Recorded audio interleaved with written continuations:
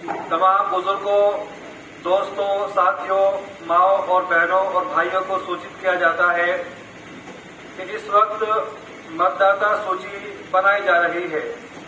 जिन हजरात की उम्र 18 साल हो चुकी है या जनवरी तक 18 साल होने वाली है, उनके नाम भी मतदाता सूची में शामिल किए जा रहे हैं। आप तमाम हजरात से दरख्वास्त की जाती है कि आप अपना नाम मतदाता सूची में दर्ज कराएं।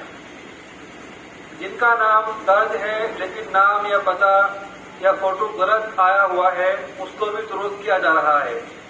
आपके आसपास के सभी स्कूलों में मतदाता सूची को दुरुस्त करने के लिए बीएलओ बैठे हुए हैं। आप लोगों से दरख्वास्त की जाती है कि अपने आसपास अपने घर के सभी लोगों के नाम मतदाता सूची में दर्ज कराएं।